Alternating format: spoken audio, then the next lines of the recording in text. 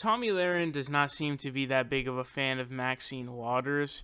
Of course, Tomi Lahren is a huge Trump fan, Trump supporter, one who is an unwavering Trump supporter, no doubt whatsoever.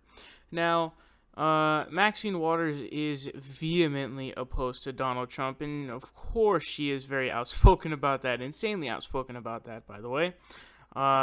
You hear Maxine Waters, and if you know anything about Maxine Waters, you know that she does not like Donald Trump.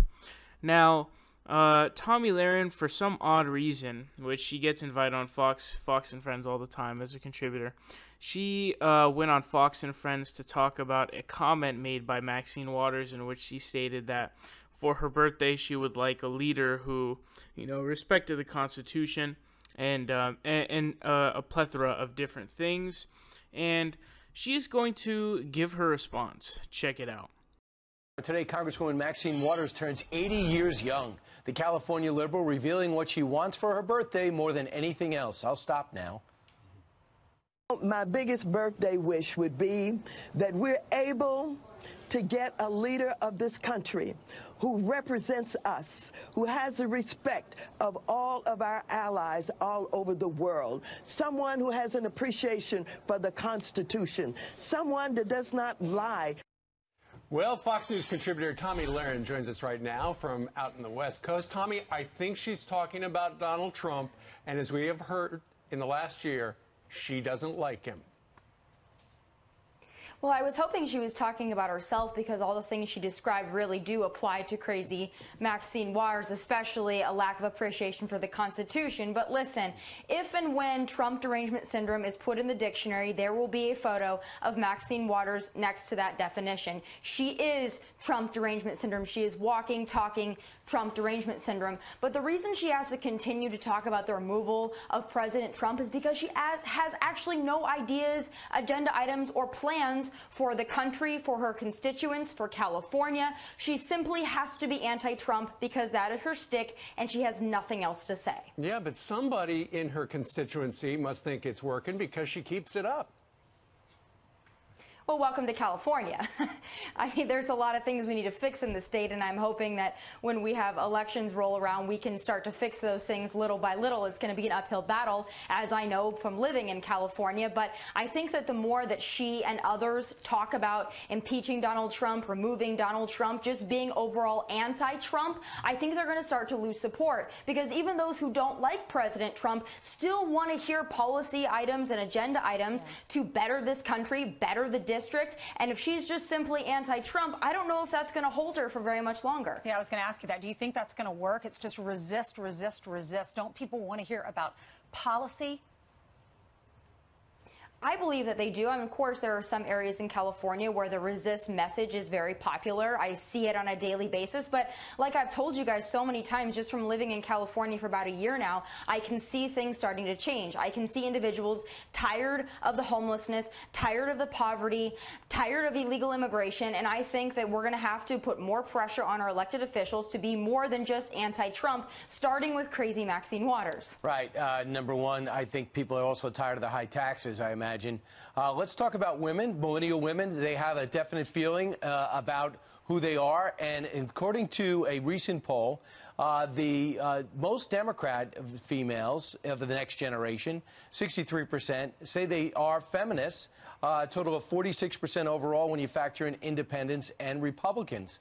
How do you explain that? Well, this isn't surprising to me because I know many millennial women who, though they believe in female empowerment and women's rights, they don't consider themselves feminists anymore, because truth is, modern day feminists have hijacked the term and they've changed it into something that the original feminists would be horrified by. They'd be rolling in their graves if they saw what feminists have done with the movement. It's become less about equal treatment and equal rights and more about special treatment. It's become about man bashing and demanding free things and marching in the streets, getting attention with hats and being anti-Trump. It's not really about lifting up women, empowering women, because if they were to do that, they would have to empower women who are conservative women. And as we've seen, especially in the last 6 months, they've done everything but that. The feminists have not come out to support people like Sarah Huckabee Sanders, like Kirsten Nielsen, like the rest of the women in the Trump administration who have ascended to very high positions under this president. All they've done is demean these women. So that's why I think we're seeing a lot of millennial women say, you know what, feminism isn't for me anymore. Well, there you go. That's from a brand new CBS News Refinery 29 poll. All right, Tomi Lahren, thank you very much for joining us. As we heard, you're out in California. Good luck. This is actually interesting, and I'll tell you why. It's because Tomi Lahren is not completely wrong, but there's a caveat to that as well. So first of all, the resistance movement is very problematic, and it has a lot of problems for, a couple of reasons. So the biggest, fundamental problem with the resistance movement is that if you are just going to, run and your entire existence is essentially based upon opposition to a person and that person's administration, first of all, of course, the question becomes, okay, where do you go after that?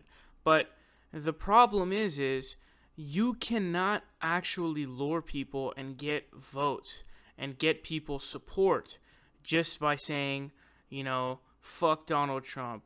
Donald Trump fucking sucks. By the way, that is something that is 100% true, and you should say it because it's the truth. Fuck Donald Trump, he fucking sucks. His administration is shit. It has been complete garbage since day one. So, but the thing is, if that's all you're going to give to your constituents or your potential constituents or, the people who are going to vote for you, who are going to vote in these elections, what do you think is going to happen? Why would somebody, if you don't provide something to someone to really incentivize them to come out and vote, like, hey, we support, Medicare for all, we support, this healthcare plan that will be able to cover every single person in the United States, and on top of that, it's also going to save $2 trillion over the next 10 years. So on top of literally covering every human being in this country, it will also save us money. So fiscally, it is the right thing to do as well. It's the smartest thing to do. We want to have a living wage in every state. Whatever the living wage is in that state, we want to have the minimum wage to be tied to being a living wage so that nobody should be working 40 hours per week and not be able to live. That is an absurd thing, an absurd concept on the face of it. On the face of such a concept, it is utterly ridiculous and is unacceptable. And you say, we want to have free college education because it will empower our future, people who are going to be going to college and getting higher education, then in turn getting higher paying jobs in which they will then, give more in taxes to our government, and which ended up footing the bill for the college. That would be beneficial. So those are the types of things that you actually have to do in order to be able to get votes and to actually be able to get people to come out and vote for you. So Tomi Lahren actually has a point there. It's not very often that I say that. It really is not very. You're not going to catch me saying that too many times. It'll come up, I guess, here and there as we've seen as of recent. But here's the caveat, though. The idea that something that she does is like actually sticking to policy is very hilarious. Obviously, we know Tomi Lahren is not actually someone who is, policy oriented. Her thing is sort of this vague concept or this vague idea of this sort of America first. This sort of vague concept of America needs to be stronger, and it's this weird patriotism that's sort of pseudo, if you ask me. So she's not really a policy-oriented person. So despite her having a correct point, there's a caveat in which it's not as if she actually delivers herself, or as if her sort of the way that she acts is that way. I also want to mention that while not speaking on specifically about whether feminism is good or bad or however, you want to say it, because, it's sort of a broad term and it has a bunch of different meanings. But I find it laughable that she sort of injects this point of, oh, these feminists don't support real women, in power, or people who are women who are really, I don't know, being real feminist, of supporting people like Sarah Huckabee Sanders, who's a pathological liar, whose literal job it is to, on a daily basis, go out to the American public, face them to their face, and lie to them right to their face. That is not feminism. And so it's hilarious to me that she would actually make this argument. I mean, and she says this about people who are in border patrol as well and different things, and ICE, and it's insane.